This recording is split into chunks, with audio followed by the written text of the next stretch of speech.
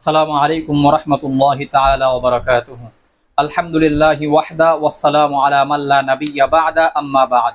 প্রিয় দর্শক, বিশ্বনবীর সিরাত সম্পর্কিত ধারাবাহিক আলোচনার ৭ নম্বর পর্বে আজকে আমরা ৪টা বিষয় নিয়ে আলোচনা শুনবো ইনশাআল্লাহ।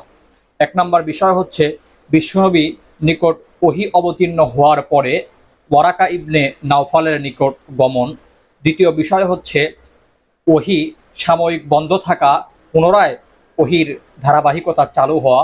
৩ নম্বর বিষয় হচ্ছে বিশ্বনবীর উপরে ওহী অবতীর্ণ হওয়ার পদ্ধতি কেমন ছিল। ও ৪ নম্বর বিষয় হচ্ছে বিশ্বনবীর গোপনে ইসলামের দাওয়াত প্রদান করা সম্পর্কে।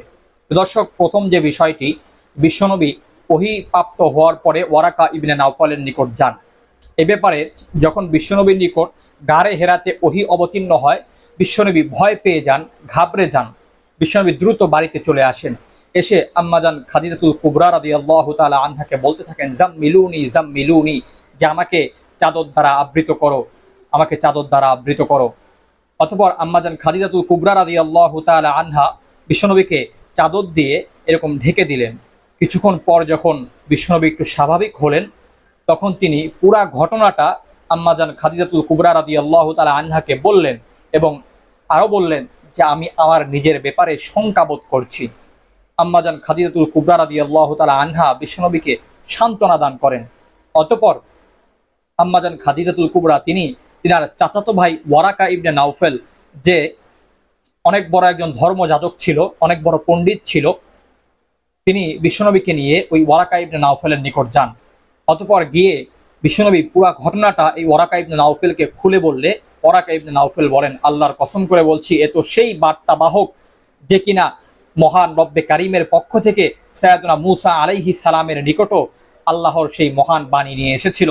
ওয়ারাকা ইবনে নাওফাল বলছে যে মুহাম্মদ সাল্লাল্লাহু আলাইহি ওয়াসাল্লাম আপনাকে আপনার গোত্রের লোকেরা বের করে দিবে। বিশ্বনবী অবাক হয়ে গেলেন।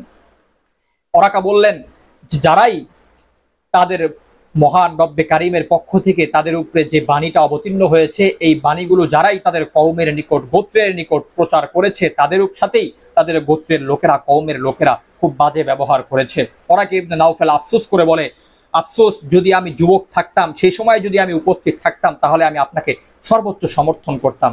এর কয়েকদিন পরেই এই ওয়ারাকা ইবনে নাওফেলের ইন্তেকাল হয়ে যায়। তো দর্শক, আমাদের যেই আজকের আলোচনার দ্বিতীয় বিষয়টি হচ্ছে বিশ্বনবীর উপরে সাময়িক ওহী বন্ধ থাকা এবং পুনরায় এই ওহীর ধারাবাহিকতা চালু হওয়া। তো দর্শক, যখন প্রথমে ওহী অবতীর্ণ হয়, এরপরে কিছুটা সময়, বেশ কিছুদিন ওহীর বন্ধ ছিল।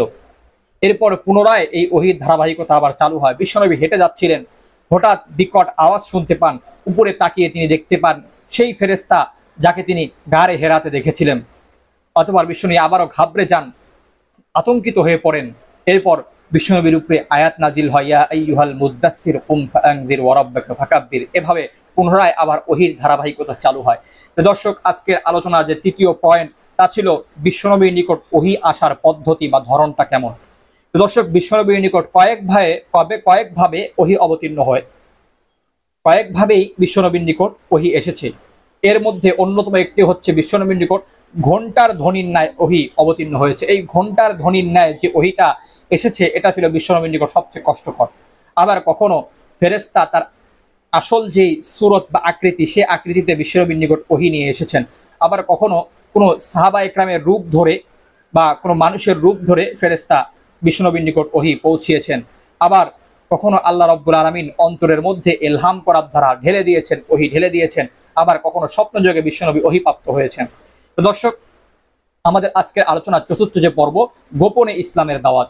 বিশ্বনবী ওহী প্রাপ্ত হওয়ার পরে প্রথমেই ব্যাপকভাবে বা খোলাখুলিভাবে ইসলামের দাওয়াত দিতে পারেন নাই। এর কারণ হচ্ছে দীর্ঘদিন ধরে মানুষ মূর্তি পূজা মধ্যে লিপ্ত থাকার কারণে এই পৌত্তলিকদের, এই মূর্তি পূজকদেরকে প্রথম অবস্থায় এই কোরআনের হেদায়েতের বাণী, আলোর বাণী দেওয়ার দ্বারা তাদের যেই দীর্ঘদিনের যে অভ্যাস, সেই অভ্যাস থেকে পরিবর্তন করা অনেকটাই অসম্ভব ছিল। এজন্যই আল্লাহ রাব্বুল আলামিন শুরুতে বিশ্বনবীকে সরাসরিভাবে, খোলাখুলিভাবে দ্বীনের দাওয়াত দেওয়ার যেই আদেশটা, এটা দেন নাই, বরং বিশ্বনবী গোপনে এই দ্বীনের কার্যক্রম, দ্বীনি দাওয়াতের কার্যক্রম চালিয়ে গিয়েছেন।